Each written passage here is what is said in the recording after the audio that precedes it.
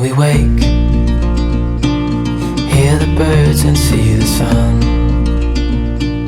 Side by side our fears are done. Oh, the good times just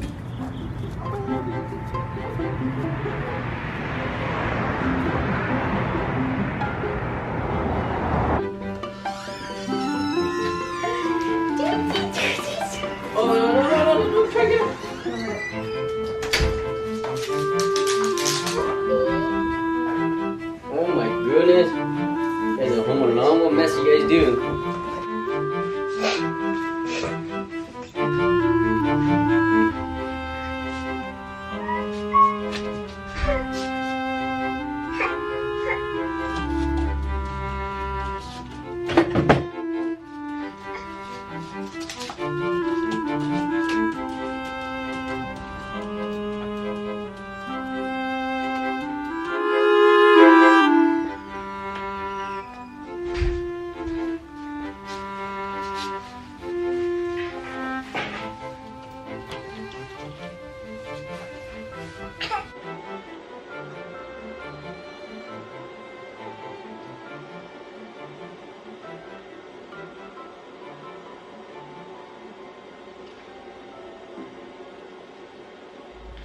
So the baby is out, and usually our nights tend to be very hectic.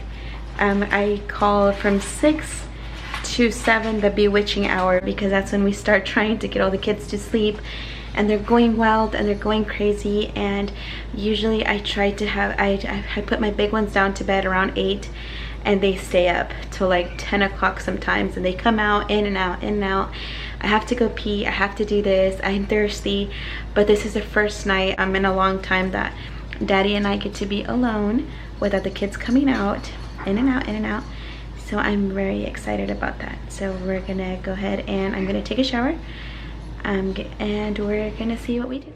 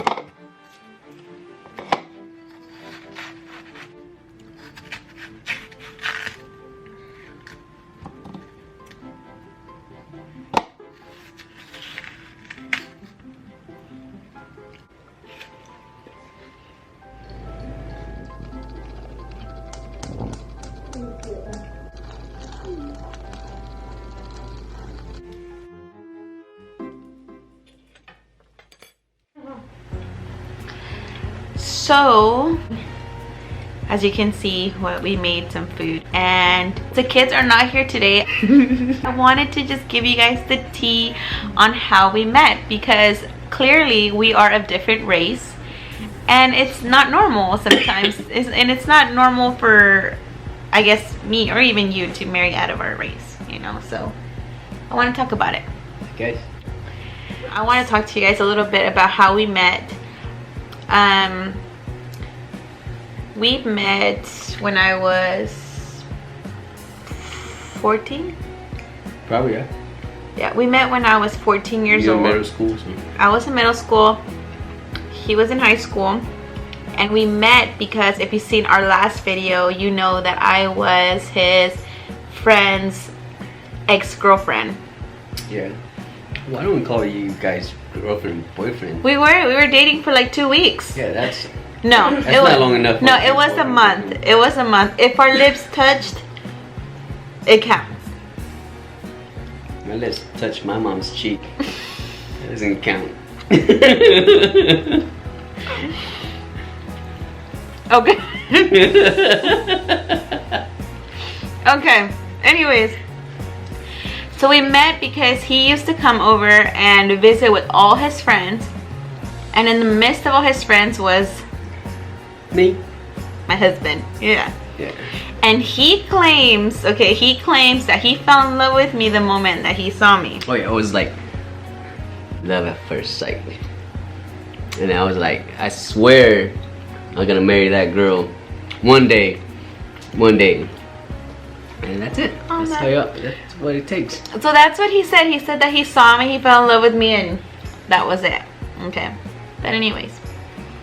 So, when I saw her, she didn't even see me, so it happened. okay, I'm gonna be really real. I did not notice him. Yeah, like, because basically all Asians look alike, so she basically didn't even notice me. I didn't notice him. So they would come over to my house. They even helped me paint my room because I went through like this whole emo phase, and my whole room was black. So they helped me paint it, and yeah. So it was just like that. We would see each other on and off, but I didn't notice him. I'm gonna be really real. I didn't notice him, and then his friend and I broke up because he said, and I quote, "I cannot be with you anymore because my mom says you're Mexican and I only can date a Hmong girl." So I was super sad. And when I asked him if that's true, he told me, yeah, that's usually how it is. So yeah, you don't really marry out of race. yeah, and I was super hurt. I was super hurt because I never experienced that before. And yeah, it was kind of sad for me. I was young and I was kind of naive, so I was really like, I didn't understand. But now that I'm older, I guess I do understand. And then 2 years later, we met again. Yes.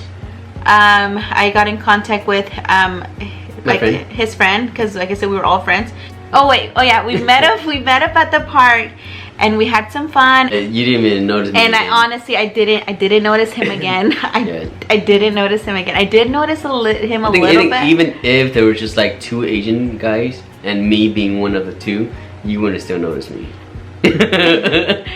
I would have noticed him. I would have. Okay. The next morning, I happened to just text him. I think probably out of curiosity. Out of curiosity, I texted him. Probably you were lonely and you needed somebody. No, out of curiosity, I texted him because he had a car, and I was 16 years old. She was basically using me for a car. No, no, let's cut that. So the next morning, I text him, good morning, just to text him. And we just started texting back and forth. And back then, we were MSNing. And we also... That's what MSN was still in. Yeah, that's when MSN was... MSN? That's so weird on my tongue. MSN. Yeah. Anyways, and then we started writing to each other on MySpace. Yep. Which was what... That's like, back then when MySpace... God, I feel old. Yeah, it was like the legit stuff. Yeah, you know, changing the background. All that TikTok stuff. changing your background, all that good stuff. So we started doing the little dance of, you know, messaging back and forth. And then we officially went on our first date to Panda Express, where he said this to me, and I quote, I'm gonna just get comfortable. When he picked me up from my house, I asked him, "So what do our friends think about us dating?" And this was his response. Would you like to tell everybody what you told me?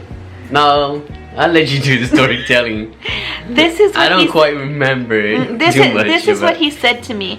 "My friend said that I need to watch out because you're fat. And you might eat all my food." I looked at him and I was like, wait. You have to give me some like credit that as Asian people we are more honest. So whether it's kind of like blunt or not, we're just more honest. So we're less likely to lie to somebody. So you know what I mean. So I wasn't just a liar, you know. I was just being honest. He's just trying to back himself up, and I just stood quiet and I said, what? And he goes, yeah, that you're fat and you're gonna eat my food. I didn't eat my food. No, I didn't eat his food, by the way. But she didn't want to eat the whole day. No, and to be honest, who would? Who would? We sat in front of each other and I did not even touch a pea. Okay, I didn't even touch no vegetables. I didn't eat anything, like nothing. It was the most awkwardest date I have ever been on in my life. Anyways, I think that was a pretty good first date. It was the worst. It was the worst. So after our first date, we just continued to just hang out. I was 16, he was 18, and we just continued talking back and forth, back and 15 though. But he did. He looked like he was 15. He was really little and really skinny.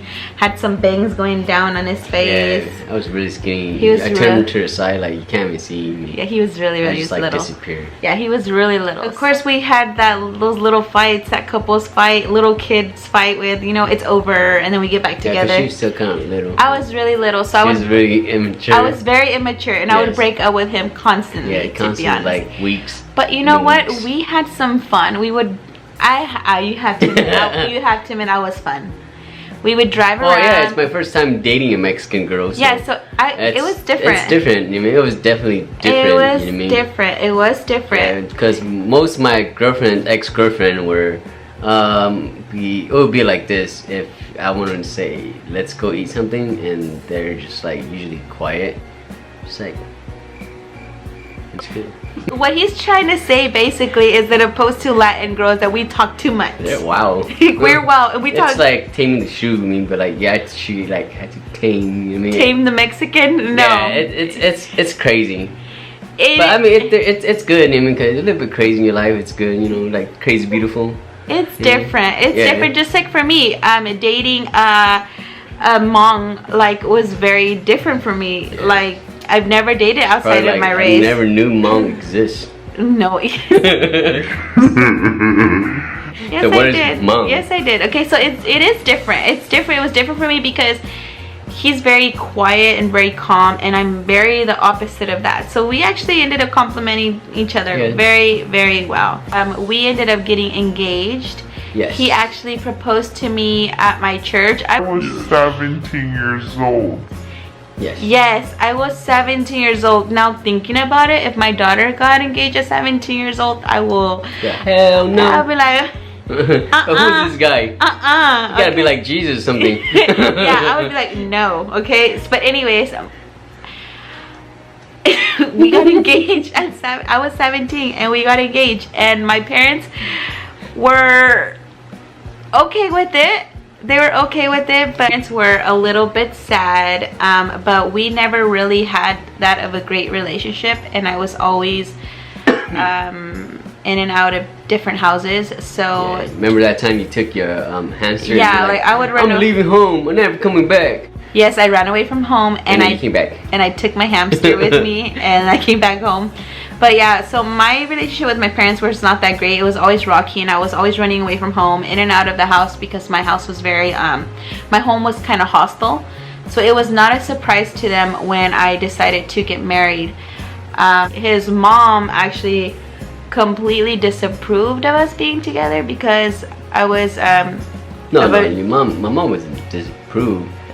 Your mom just, no, she didn't disapprove. Why did you kick out your house then? Well, because I went Christian. Oh, okay. So here's the thing. Crazy so Christian. So he got kicked out of his house after meeting me because he went crazy Christian, meaning that he completely converted to Christianity, and his mom was not okay with that. So he became homeless and started living in his car. Yeah, I lived in my car for a while, and then house to house with either friends and supposedly uncle in church. Hey, Theo. What's up, Theo? What's up, Theo? So since he was homeless and living basically in and out of homes, when he proposed to me, I didn't hesitate to say yes. And the reason why I didn't hesitate to say yes was because I felt like he needed a home and he was my home and I was his home. At 18 years old, I got married. And it was tough. It was tough. That's fun, I guess. It was fun, but it was tough. It was good. There would be days where we would just eat rice and cup noodles. Like, and then we watched like The Grave of the Fireflies. I don't know if you guys ever watched that. The Grave of the It was super depressing. It's the saddest anime movie ever. And then we just eat more rice and we would just sit there and watch it again. And we were like in this state of like it's just depression. like you're in like depression trends. You're just sitting there watching this movie and you're like, I can't keep my eye open. Yeah, so that's all we would do is just watch this movie and eat rice and noodles, and we were nowhere near stable financially. So we didn't even go on a honeymoon. We did a staycation, and we stayed that whole week just eating rice and noodles because we didn't even have money for food. Like, we really struggled. And you know what? I would not change it for the world because we became closer because of it, I can say. Yeah. Like, I mean, a little bit of cash wouldn't help, but between you and I would never want my daughter to go through this. Like, never, of course, ever. But like I said, I was in a very not okay environment at that time, and my relationship with my mom was not that good at that time. So we just found comfort in each other. And now, of course, my relationship with my mom is great, fantastic, and his relationship with his mom and my relationship with my mother-in-law is great. I love her, and she loves me, and I love her. She always make you like little pants. It's so cute. She always makes me clothes. It's so cute. She's adorable, to be honest. I'm gonna definitely take you on a tour of her house one day. She has like all these plants. She has so many plants. It's so cool. But anyways, yeah. So just wanted to tell you a little bit of how we met. And supposed to be movie night, but I guess we're gonna have a movie night now after this because we deserve it. Our kids are not here and it's time. It's quiet. Look, listen how quiet. Yeah. That's all it is. It's just quiet. Serenity. I do miss my kids. Yeah, we do miss our kids. And yeah, 4 kids later, here we are, married, owning a home, and just what, 11 years? 11 years now. Our anniversary is actually coming up. It's coming up. And June 27th. Yeah. June 27th. But yeah, so there's a tea on how we met. I hope you like this video. Don't forget to subscribe. Follow me on Instagram. Ring the bell. And yeah, have a good night. Bye.